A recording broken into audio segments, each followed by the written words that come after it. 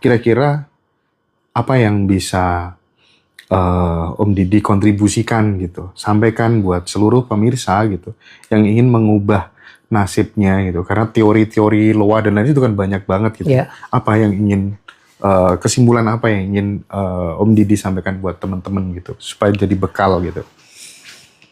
Mungkin yang beredar di luar dulu Mas ya.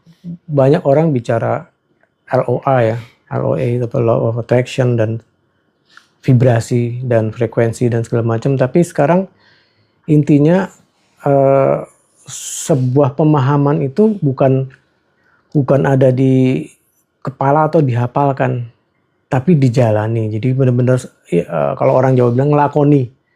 Jadi bisa nggak kita membuat rasa kita itu benar-benar selaras dengan pikiran kita, atau sebaliknya pikiran kita selaras nggak dengan rasa kita, dan menyelaraskan itu butuh sebuah trigger. Trigger itu adalah frekuensi. Mau itu rasa sukacita, mau rasa bersyukur, itu tetap ada frekuensinya yang lebih cepat menghantar ke titik tersebut.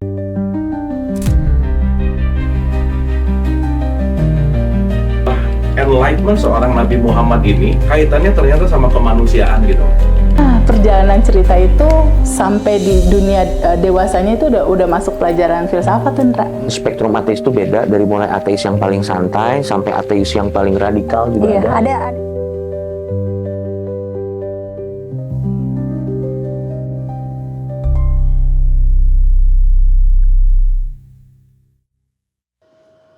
Ada beberapa fenomena yang mungkin menurutku perlu menjadikan kita semuanya untuk merenung gitu, ketika kalau orang Jawa bilang tuh kewan kok koyo menungso gitu. Tidak sedikit binatang-binatang yang berperilaku seperti layaknya manusia.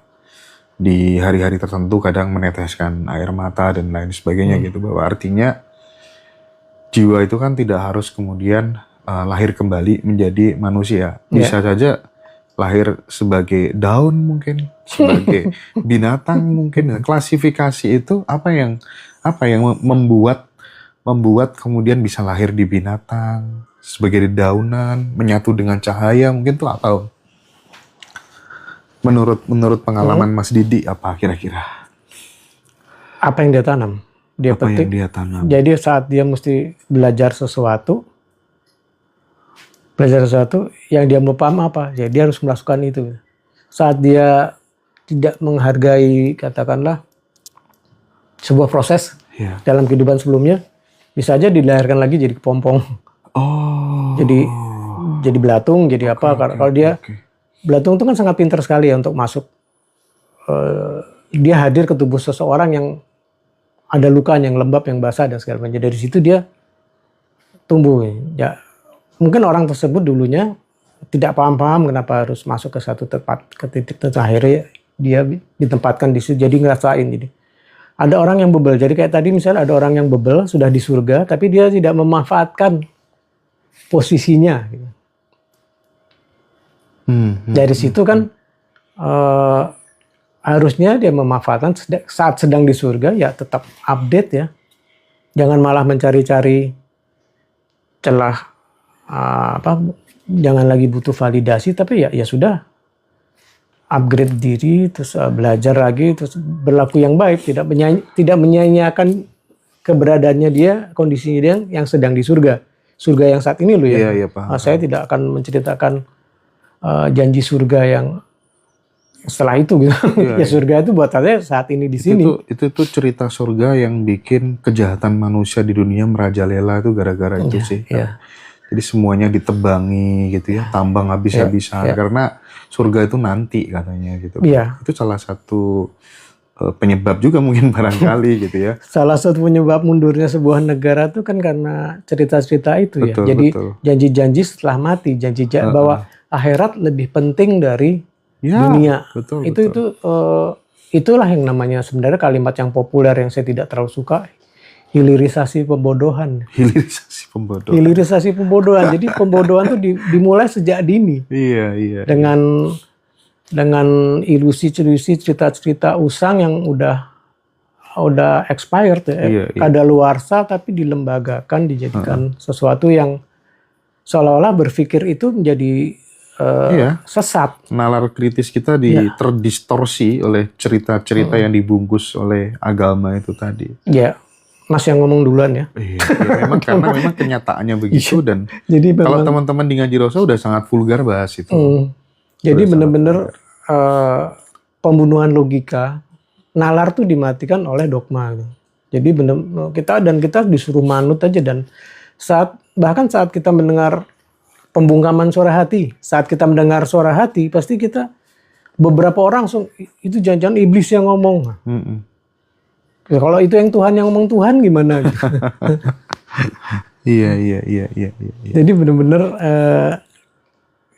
sayang gitu ya, maksudnya memang dogma itu sangat membunuh logika sih. Artinya dengan sampai di titik pembahasan kita kali ini kan kita akhirnya jadi orang dalam menjalani hidup di surga ini kan akan berpikir gitu, akan hati-hati. Oh, aku kalau jadi pasangan yang selalu menyakiti pasanganku bisa jadi nanti lahir kembali, aku akan lebih sengsara. Itu kan menjadi semacam kayak alarm gitu sih, bahwa segala sesuatu tuh butuh yang namanya kontrol gitu. Jangan ngawur jadi orang gitu. Maling nggak tahu kontrol gitu kan, semuanya dimaling gitu kan.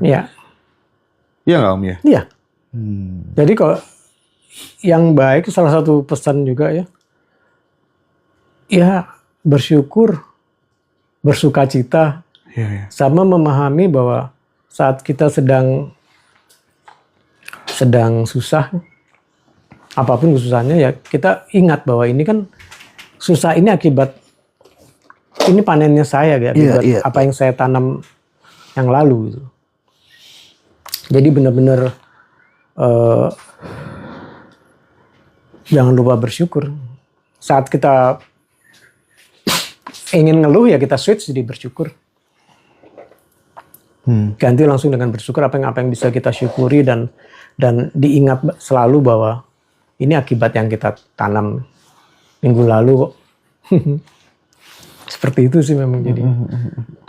Terus supaya kita nggak capek Om, lahir terus gitu ya. Apa jangan-jangan kita lahir lagi itu karena sebuah kemelekatan atau gimana gitu? Atau memang naturalnya ya gitu. Cokromanggillingan itu memang ya circle lahir lagi samsara. Iya, kayak di Quran juga dijelasin kan, kok akan dimatikan, dihidupkan lagi, dimatikan lagi gitu kan.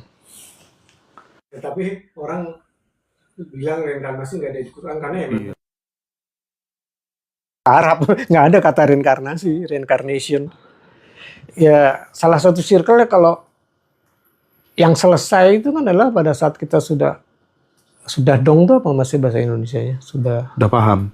Sudah paham bahwa udah paham semua, ya udah kita selesai aja. Ya, ada yang bilang itu istilahnya moksa, ada yang bilang istilah macam-macam, tapi api kita udah balik ke api, terus air kita balik ke air, segala macam.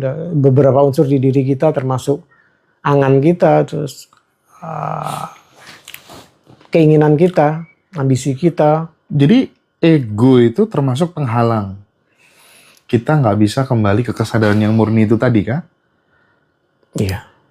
Kita butuh validasi, kita butuh ini, butuh ini gitu. HP ya, haus validasi, haus popularitas. Haus validasi, haus popularitas. Bener tuh. Jadi, even itu guru spiritual banyak yang gitu juga, nggak jaminan ternyata. Enggak. Ketawa ini. Banyak kita lihat sosmed kan. Aku sering jadi korban guru-guru kayak gitu sih. Dulu iya. Jadi kalau memang mau bukan korban ya mungkin itu bagian dari sekolah gitu ya. Akhirnya kita kan jadi orang akhirnya kan punya punya banyak pengalaman, punya banyak knowledge karena udah mengalami sendiri gitu. Iya. Dan ini kan juga bukan kebetulan Mas ketemu saya kan. Saya sih bersyukur bisa ketemu Mas ini karena. Ya sebenarnya saya berapa kali nonton gitu kan. Nonton jadi wah menarik juga dia ngobrol sama Mas Hendra gitu. Dan ya nyampe aja gitu kan sama saya. Iya. Nah Om, sekarang setelah NDE itu kan jenengan saya lihat aktif di beberapa kelas-kelas pemberdayaan diri, ngajar meditasi, kalau nggak salah meditasi berbicara atau apa ya? Meditasi musik. Meditasi musik dan lain sebagainya gitu. Apa goals yang ingin dicapai sama Om Didi gitu, Mas Didi gitu? Kenapa kemudian sekarang mencoba membersamai teman-teman untuk bertumbuh secara spiritual dan metodenya itu apa yang dipakai? Seberapa besar manfaatnya untuk pertumbuhan spiritual sahabat-sahabat semua? Jadi sebenarnya lebih ke empowering ya. Empowering, oke. Empowering, jadi empowering through music. Jadi bahwa segala sesuatunya itu kan ya saya mulai ini mungkin itu ke umum ya 2002 kali ya. Jadi dulu sebelum ini saya ada keluarin buku The Power of Sound. The Power of Sound. Itu punyanya Gramedia waktu itu, dan itu saya membahas jauh sebelum orang-orang ngomongin vibrasi, frekuensi dan resonansi, dan seperti itu bahwa segala sesuatunya itu ya memang bergetar, dan kita ngobrol juga ada getaran secara fisik tapi juga ada getaran batin. Kenapa kita sekarang nyambung? Karena kita berada di frekuensi yang sama, menginginkan sebuah perubahan ya. Nah yang saya inginkan itu juga dulu tuh sangat susah sekali saya bicara, seorang paham. 2002-2003 tuh jarang banget yang paham gitu. Kayak ngomong ini orang nggak paham. Tapi sekarang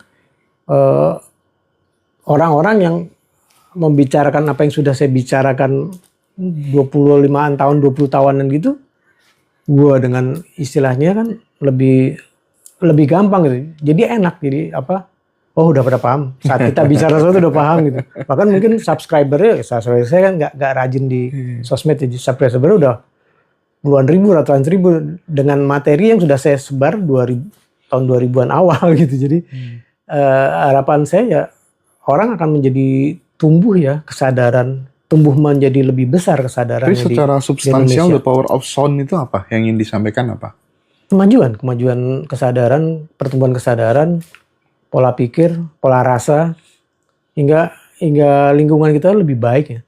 Karena semenjak saya awal bicara soal ini, belum pengetahuan itu tersebar kemana-mana gitu. Tapi belum menyentuh ke tempat yang berwenang gitu loh. Ke orang-orang yang penting gitu. Saat katakanlah yang di atas ini masih Korea gitu. Itu ya apa Korea apa Kurawa ya mungkin sama ya itu. Jadi benar-benar belum menyentuh ke sisi itu gitu. Jadi kesadaran tuh belum di titik yang diharapkan. Jadi saya berharap ya lebih seimbang, Mas. Lebih seimbang, tidak harus mendadak kita jadi seperti Finland, Norway atau Auckland atau enggak, tapi seimbang lah gitu. Jadi saat ada contoh yang simpel aja,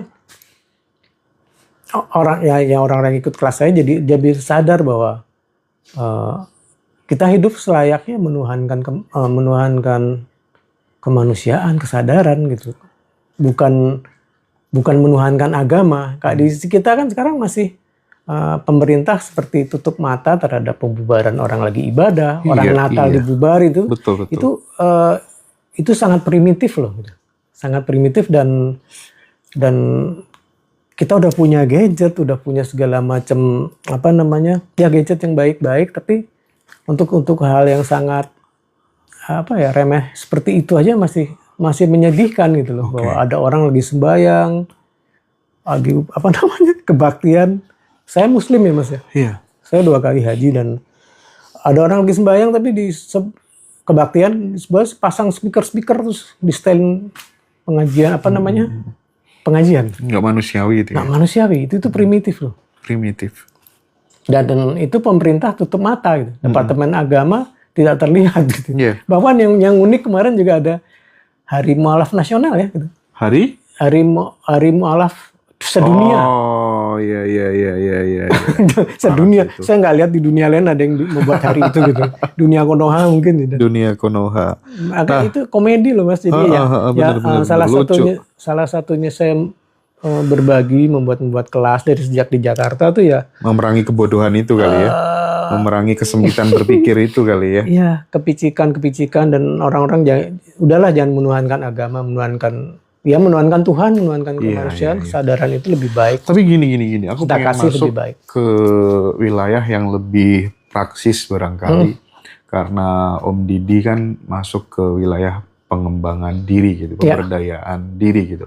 Kita tahu ilmu-ilmu pengembangan diri itu kan banyak yang mengajarkan bahwa kamu harus meluangkan waktu untuk kemudian apa yang kamu inginkan tuh dalam kondisi yang sangat rileks, kamu sudah mencapainya gitu, kamu sudah mensyukurinya gitu, meskipun itu belum benar-benar terjadi, tapi kamu sudah dapat end produknya gitu, kamu sudah dapat produk akhirnya gitu, yaitu rasa itu sudah tercapai dan sudah kejadian gitu kan. Nah, sementara setiap orang itu kan memiliki mesin tubuh yang berbeda-beda gitu ya. Ada yang kalau ingin maju di-trigger dengan hal-hal yang misalnya langsung action, langsung tindakan gitu. Mungkin kalau misalnya ada anak yang terlahir dari keluarga yang miskin secara ekonomi, secara finansial, terus kemudian dia punya mimpi besar untuk melunasi penderitaan keluarganya, pengen maju secara finansial. Dari pengalaman Om Didi selama ini belajar NLP, Law of Attraction, dan lain sebagainya dan seterusnya, kira-kira apa yang bisa Om Didi kontribusikan gitu, sampaikan buat seluruh pemirsa gitu yang ingin mengubah nasibnya gitu, karena teori-teori loa dan lain itu kan banyak banget gitu. Apa yang ingin kesimpulan apa yang ingin Om Didi sampaikan buat teman-teman gitu supaya jadi bekal gitu? Mungkin yang beredar di luar dulu Mas ya. Banyak orang bicara LOA ya, LOA itu Law of Attraction dan vibrasi dan frekuensi dan segala macam. Tapi sekarang intinya sebuah pemahaman itu bukan ada di kepala atau dihafalkan, tapi dijalani. Jadi benar-benar kalau orang Jawa bilang ngelakoni. Jadi bisa nggak kita membuat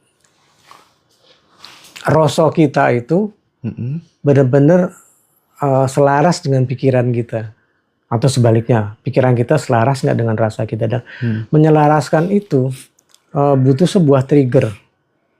Trigger itu adalah frekuensi.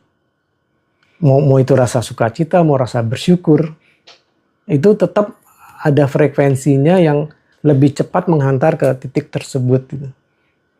Pada saat kita sedih, frekuensi apa yang harus kita dengar misalnya. Harus kita dengar, dan saat kita kehilangan sesuatu, frekuensi apa yang kita dengar. Karena kalau kita sama dengan katakanlah zikir. Dengan zikir atau dengan meditasi yang non musikal ya, itu juga bisa terjadi, dan mungkin tapi durasi atau mencapai ke titik itu akan menjadi sangat lama. Sekarang kalau misalnya sudah ada satu media, kita kirim pesan kan udah ada WA kan, tidak harus pakai merpati gitu. Jadi frekuensi itu dengan pengetahuan saya gitu, itu akan bisa lebih tepat sampai ke titik tersebut gitu. Jadi kayak contohnya, Mas, life path-nya apa Mas? Aku 8. 8, sama dengan istriku. Jadi saya 1. Kita cocok gitu. Dan di life path 8 itu punya suatu musik frekuensi yang untuk life path 8. Oh gitu ya? Iya. Bahkan termasuk kayak titik temunya misalnya. Saya kerja berdua dengan Mas cocok 1 dengan 8 gitu. Tapi ada kan juga misalnya saya dengan 7 misalnya. Dengan life path 7 tuh harusnya kan itu tegang sekali Mas. Tidak musikal lah istilahnya, intervalnya. Nah itu akan menjadi seimbang setelah ada munculnya orang ketiga dalam sebuah teamwork, antara ada asisten atau ada OB yang ini menjadi penyeimbang, jadi penyelaras gitu, jadi kayak titik tengah di yin yang. Nah hal-hal ini yang bisa kita ketahui lewat frekuensi musik, dan frekuensi ini yang bisa menyembuhkan orang tersebut. 7-nya jadi nggak terlalu kuat, 8-nya jadi nggak terlalu kuat, tapi menjadi lebih open system gitu. Frekuensi. Melayani ini nggak? Melayani konsultasi misalnya kayak apa ya, musik afirmasi tertentu gitu, sound tertentu gitu, yang itu kemudian ketika didengarkan bisa membantu pertumbuhan teman-teman gitu. Gimana? Teknisnya gimana biasanya? Biasanya saya kalau yang di Spotify mungkin ada 80-an musik kali Mas ya. Hah? Memang di situ saya ada musik jazznya juga, ada musik itu juga, tapi yang dominan musik-musik meditasi di Spotify saya di AGP aja, nanti aku kirim linknya mungkin Mas bisa. Iya. Linknya terus ada kalau kayak kelas, kursus atau konsultasi saya ada di LinkedIn juga. Ada di LinkedIn juga, ada di IG juga, ada Facebook saya juga, ntar tak kirim ke Mas. Oke. Dan itu menariknya adalah saat seseorang itu sudah sering meditasi di notasinya dia, frekuensinya dia akan menjadi lebih open system. Dia ketemu life path berapa aja akan menjadi lebih cocok otomatis.